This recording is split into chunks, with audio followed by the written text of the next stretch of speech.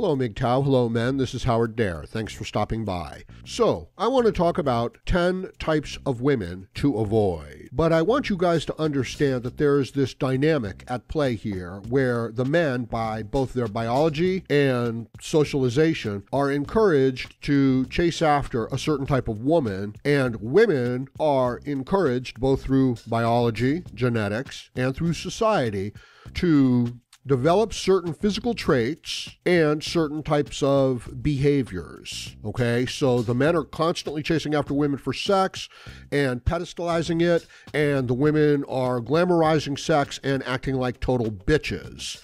And advertising, media, government, all the established authoritative organizations, that we basically live under, they're aware of this, they exploit this. This is how the men are controlled.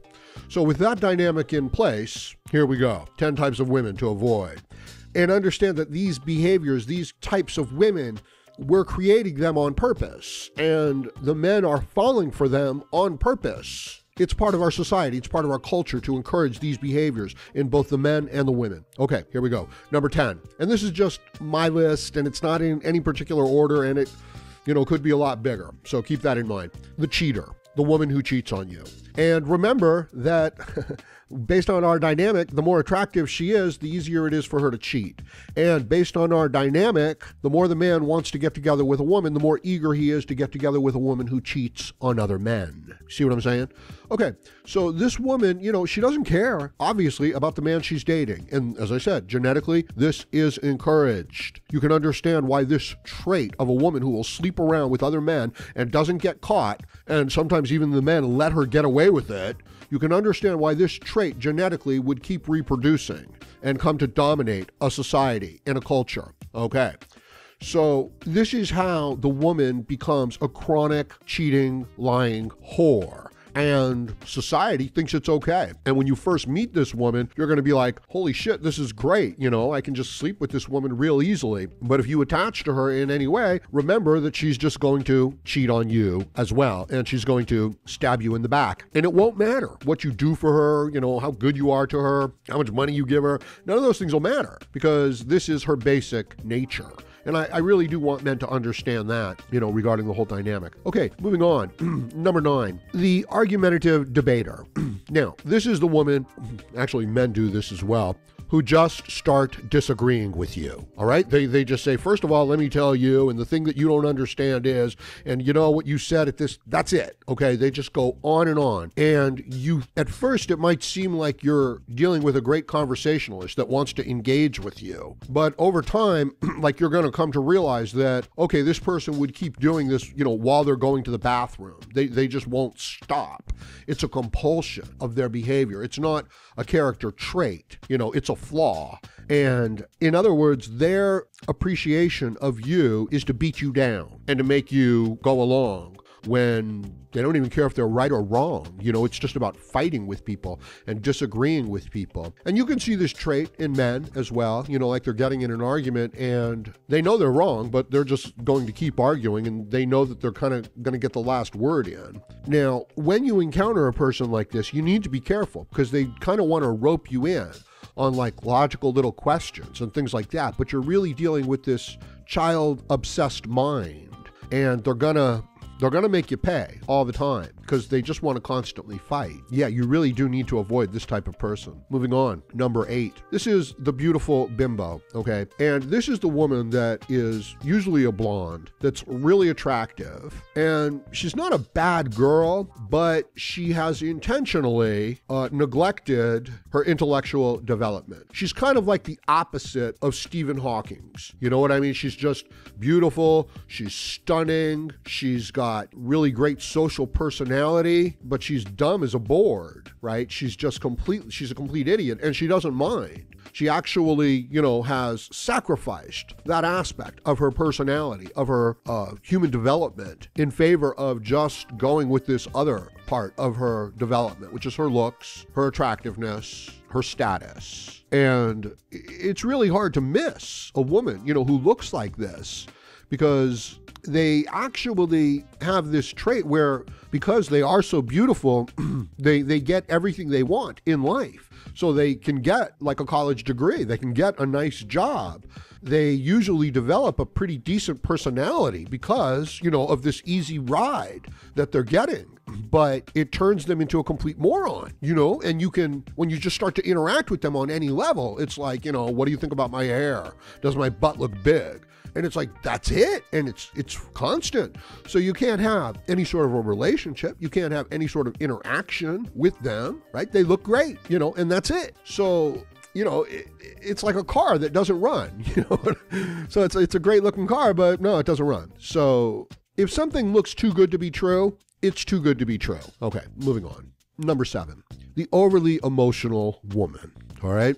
Now, again, when a man first encounters this woman, he thinks he's like in a good place because here's a woman who's opening up to him emotionally, and this is going to give him a way, to become intimate with her, right? But like the talker, like the debater, this behavior on the woman's part, it's not tailored for the individual man. It's a compulsion that she can't stop. It's neurotic behavior, right? So, and again, the man is interacting with it and he kind of knows this. He recognizes this on a certain level, that he's dealing with a neurotic individual who's just too overly emotional. And at first, the man is often a foolish man, an inexperienced man is like, okay, this is good. It's like the woman has this weakness, but it's the man who really has the weakness. And he usually gets to find that out. Like if he does develop this relationship with this woman, she just keeps escalating, these emotional tantrums. And it's really, it's a really frightening sign because it can lead to this much more violent type of attack. It's a red flag. And you really need to distance yourself from this type of a person very quickly. And I know that it's offset by how attractive the woman is. So if you're coming across an attractive woman that's acting in this weird way emotionally, this needs to be a really big tip-off. This means that other men have gotten together with her because she's attractive, and men do that, and they've said, I'm getting the fuck out of here, So you need to recognize that, and the man is usually like, well, I'm just gonna, try a little pump and dump, and then I'm gonna get out of here.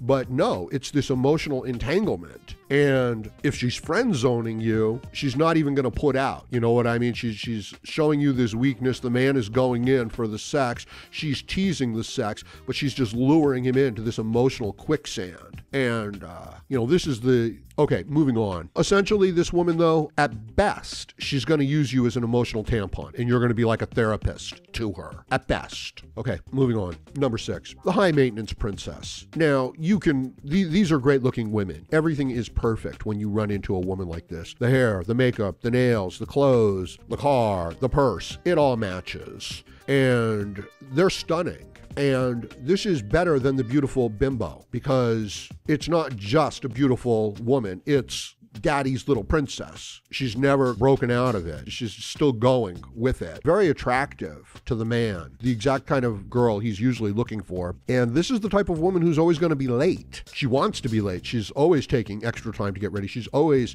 making people wait. This is kind of like a precondition to interacting with her, that she's going to be putting people off. It's like going to the doctor's office. For a 1 o'clock appointment, and the doctor's finally willing to see you at 1:45, and you have to be grateful. So this is the type of person that expects the best in all things and is usually putting out signals through their, designer clothes, the labels, on their fashion, on their purses and shoes and shit like that. They're usually putting out these signals. They usually talk about the places that they go to, the places that they hang out at, as being these trendy, expensive places. So they like to drop hints, things like that. They like to talk about expensive things. For as good as this woman looks, what you're going to find is that if you get together with her, that she really just wants you to do the maintenance, that you're not getting any sort of reward for being with a woman like this. It's flattering to your ego, but it's a shit ton of work. Like, you're going to be going to the mall a lot.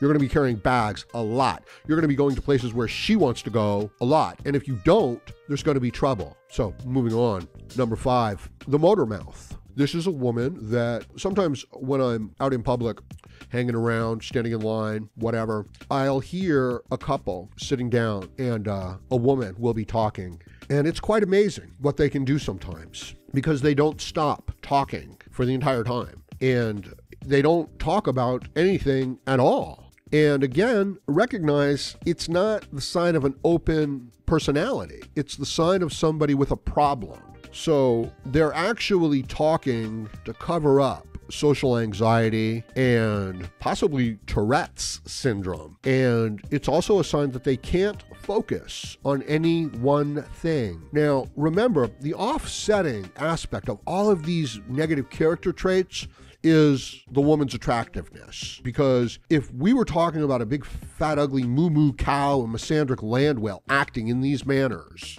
then it is only the desperation of the man that's gonna bring him anywhere near these negative traits. So, that's the dynamic that's at play here. The more attractive she is, the more of these negative traits that she can have. The less attractive and the lower status that the man is, the more willing he's going to be to put up with these traits. Now, you normalize this within a society, and you can see, the maladaptive genetic effect of this type of behavior, where you just keep getting these women that just keep acting like bigger bitches, and you just keep getting these men that are willing to capitulate to them more and more. Now, another sign about this type of a person is they can't talk about ideas. They only want to talk about other people. And you can use this as a tip-off for all kinds of interactions. If the only thing that another person can talk about is gossip about another person or comparing someone to another person, then you're dealing with somebody who can't even have advanced concepts. And it's a tip-off sign. It's a red flag. So these negative character traits that these women exhibit, as the women get older,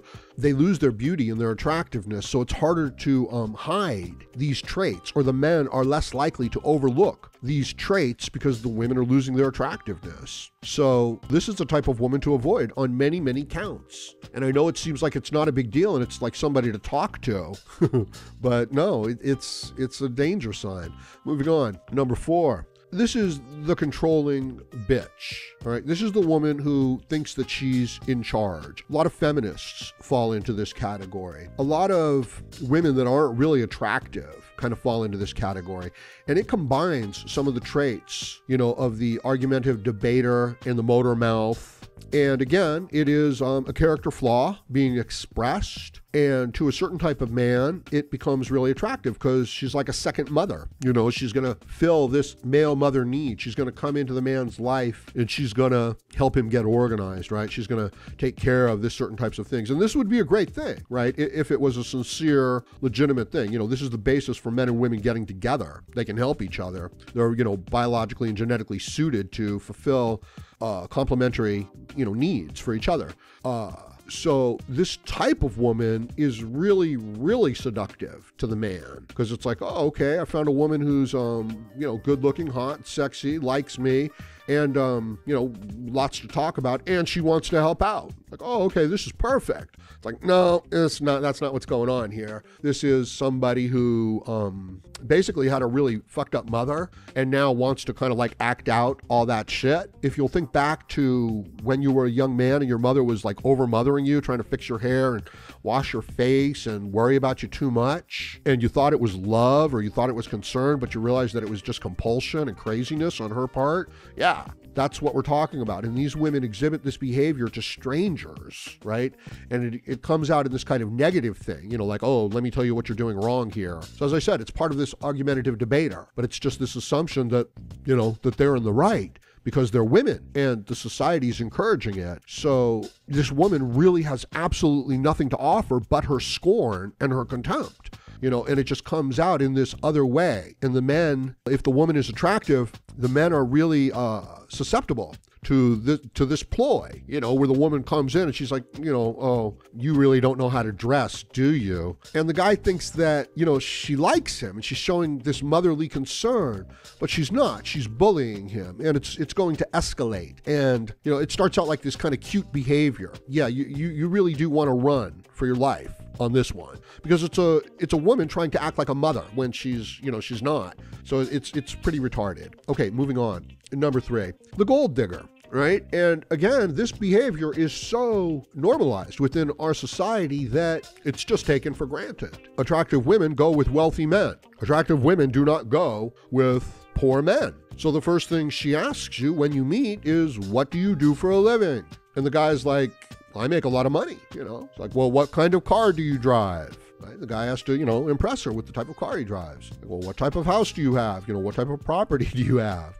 Right? So this whole conversation could be taking place, via email, right? They don't have to be looking at each other. In other words, the woman is not looking at you when she's having this conversation with you. You think she's looking at you. The man thinks that the woman is looking at him and that she's ascribing status to him, right? Or like, oh, he is capable of earning this much money, so he's a good man.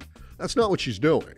All she's doing is looking at the money, and the man is completely incidental to the whole thing. She's willing to play the man. That's what they do. That's what the women do. That's their game. As a man, you want to be strong, capable, able to bend reality to your will, able to create value in the physical world for others and get this kind of exchange, right? And there's your security, because if you can provide that value, right, you can exchange that value. So great confidence, in that as a man. Any other way, yeah, it's great. If you can do it, there's not much of a future in it. That's not the female way at all. This is a creature that exists within the group and manipulates the emotions and the affections of others. She's not physically strong. She's not the hardest worker. She won't fight to the death. And if she did, she wouldn't win. So it's a totally different kind of, situation. So the equivalent of the strong, capable, confident man, healthy man, is the attractive, manipulative, gold-digging female. Okay, moving on. So your worth is based on your bank account, your value, things like that. There is no personal worth that you hold in this woman's eyes. So even if she's pretending that you do, it's actually the wealth and the status that, she's attracted to. And she's just pretending with the man himself. Moving on. Number 2, the drama queen. Now, again, the man thinks that he's found himself a flawed woman so that he's got an easier in.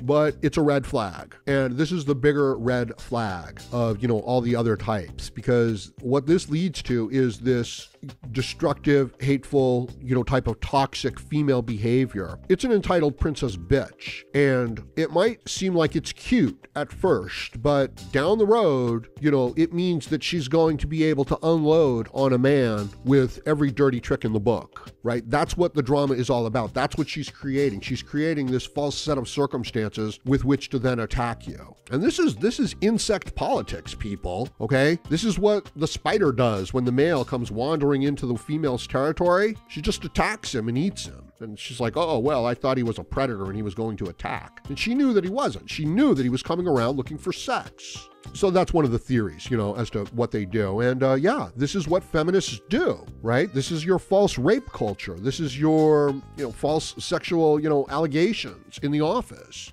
This is your social justice warriors needing their safe spaces. These are your drama queens. These are your people who think that their emotions are the primary deciding factor in reality. And if you don't go along with them, it seems like you're dealing with this argumentative debater, but you're not. You're dealing with this crazy person who's going to pitch a fit unless they get their way.